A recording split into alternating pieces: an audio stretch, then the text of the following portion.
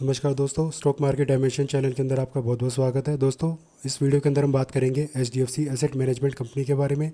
इसका जो है रिज़ल्ट डिक्लेयर हो चुका है दोस्तों। हम रिज़ल्ट के बारे में बात करेंगे, प्लस इसमें शॉर्ट टर्म और लॉन्ग टर्म के लिए टारगेट्स के लिए बात करेंगे, प्लस किस लेवल पर हमें एंट्री करनी चाहिए। इसके अलावा हम ऑप्शन ट्रेडिंग की भी इसके अंदर बात करेंगे। सबसे पहले दोस्तों मैं आपको रिज़ल्ट दिखा देता हूँ। रिज़ल्ट के अंदर हम सबसे पहले देख लेते हैं टोटल इनकम हमें कितनी देखने को मिली है। आप देख सकते हैं 1200 करोड़ के करीब हमें इनकम देखने को मिली है, जो इसके पिछले क्वार्टर और पिछले साल के रिजल्ट के मुकाबले ज़्यादा ही है। इसके अलावा दोस्तों अगर हम देखें प्रॉफिट आफ्टर टैक्स, यानी कि जितने प्रॉफिट है प्रॉफिट के ऊपर टैक्स कटने के बाद कितना टोटल प्रॉफिट बना है, वो है 747। पिछले क्वार्टर में था 638 और पिछले साल था 603। और अगर हम सब टोटल कर लें सारा का सारा कैलकुलेट करके, तो हमें टोटल कितना प्रॉफिट देखने को मिल रहा है। नेट इनकम अगर हम कहें 743, पिछले बार थी 638 और पिछले साल थी 600। यानी कि बहुत ही शानदार रिजल्ट हम कहेंगे दोस्तों, HDFC की तरफ से ये डिक्लेयर हुआ है। इसके अलावा दोस्तों अगर आपको याद हो, इन्होंने 90 रुपये की डिविडेंड की भी अनाउंसमेंट करी थी, जो कि 6 जून को अनाउंसमेंट करी गई थी। एक्स डेट अगर हम देखें, आप देख सकते हैं 6 जून को थी, और पे डेट भी 6 जून की हमें यहाँ देखने को मिली थी। मुझे उम्मीद है ये आपके अकाउंट में अभी तक क्रेडिट हो गए होंगे दोस्तों। डिविडेंड भी काफ़ी अच्छा हमें देखने को मिला था इसके अंदर। अब ज़रा हम रिज़ल्ट से हटकर दोस्तों इसके चार्ट के बारे में बात करेंगे। उससे पहले कुछ मेन चीज़ें मैं आपको बता दूं दोस्तों।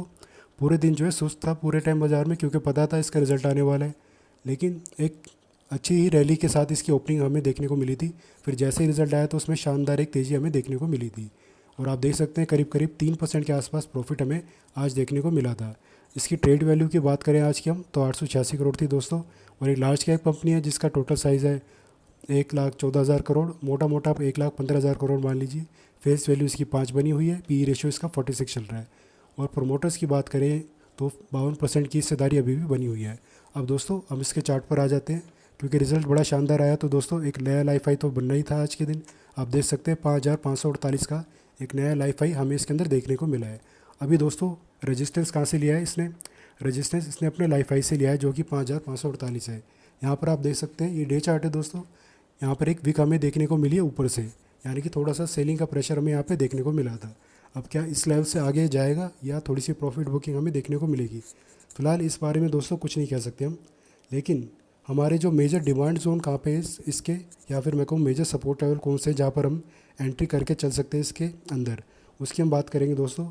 ये पहले दो सपोर्ट जो हैं दोस्तों, ये इतने बड़े सपोर्ट का काम फ़िलहाल के लिए नहीं करेंगे, लेकिन सपोर्ट हैं तो थोड़ा बहुत तो यहाँ पे देंगे ही देंगे। लेकिन जो डिमांड जोन है एक्चुअल में, जहाँ पर सबसे ज़्यादा खरीदारी हमें इसके अंदर दोबारा देखने को मिल सकती है, वो है 5,036 से लेकर 5,087, या फिर आपको मैं मोटा मोटा कहूँ 5,000 से लेकर 5,100।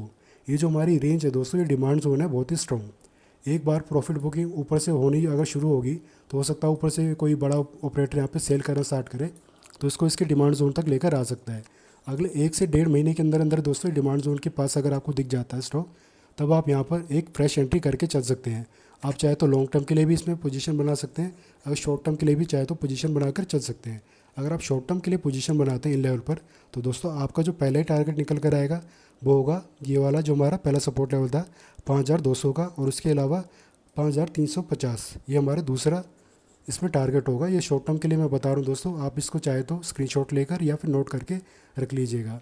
कब आपको पोजीशन बनानी, जब अपने डिमांड जोन के पास आ जाएगा तभी आप इसमें शॉर्ट टर्म के लिए पोजीशन बनाएंगे। पहला टारगेट हमारा पहला सपोर्ट लेवल, और फिर दूसरा सपोर्ट लेवल हमारा टारगेट होगा इसके अंदर। और लॉन्ग टर्म के लिए दोस्तों आप चाहें तो, क्योंकि कंपनी बड़ा अच्छे परफॉर्मेंस दे रही है, HDFC ग्रुप का है ये कंपनी जो है, HDFC के ऊपर आपको पता ही है बहुत ही ज़्यादा भरोसा है आज के टाइम पर, और बहुत शानदार काम भी ये कर रही है। और इंडिया के बाहर भी इसकी प्रेजेंस काफ़ी अच्छी हमें देखने को मिल रही है इस ग्रुप की। तो आप इसमें चाहें तो 6,000 के टारगेट के लिए रुक सकते हैं लॉन्ग टर्म के लिए। और अगर किसी ने इन जो जो हमारा डिमांड जोन है 5,000 के नीचे के लेवल से भी अगर किसी ने खरीदारी कर रखी है स्टॉक के अंदर, वो भी आराम से इसके अंदर बने रह सकते हैं अभी लॉन्ग टर्म के लिए। एटलीस्ट 6,000 के टारगेट के लिए तो उनको रुकना चाहिए।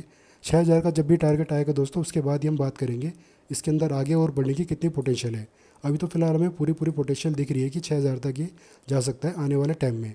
तो आप थोड़ा सा लंबे टाइम के लिए इसमें बने रहिए। 6,000 का देखते लेवल इस साल के एंड तक या फिर अगले साल तक हमें देखने को मिलने के पूरे पूरे चांसेस फिलहाल तो दिख रहे हैं। अब दोस्तों ज़रा इसमें हम ऑप्शन ट्रेडिंग की बात करेंगे। 1 आवर चार्ट पर चलेंगे। 1 आवर चार्ट पर दोस्तों अगर आज के दिन किसी ने कॉल साइड में पोजीशन बनाई थी, तो उनको अच्छा खासा प्रॉफिट हो रहा होगा, और मुझे उम्मीद है उन्होंने प्रॉफिट बुक करके अपनी पोजीशन को स्क्वायर ऑफ कर भी लिया होगा। अगर नहीं किया है दोस्तों, अगर कल के दिन थोड़ी सी हमें तेज़ी देखने को मिल जाए तो आप डेफिनेटली अपनी प्रॉफिट बुकिंग करके चले तो अच्छा होगा, क्योंकि 1 आवर चार्ट पर आप देख सकते हैं एक नेगेटिव टीआरएस हमें देखने को मिल रहा है। ऑलमोस्ट हम कह सकते हैं कि ये इन्वर्टेड हैमर जैसा हमें कुछ कुछ देखने को मिल रहा है। तो हो सकता है कि अभी थोड़ी सी प्रॉफिट बुकिंग हमें और देखने को मिले और इस लेवल पर ये दोबारा से आता हुआ हमें देखने को मिल सकता है। तो पुट साइड में भी पोजीशन बनाने से पहले आप बहुत सोच समझ के बनाया होगा दोस्तों, क्योंकि अभी फ़िलहाल के लिए इसमें ऑप्शन ट्रेडिंग करना बहुत ही रिस्की है।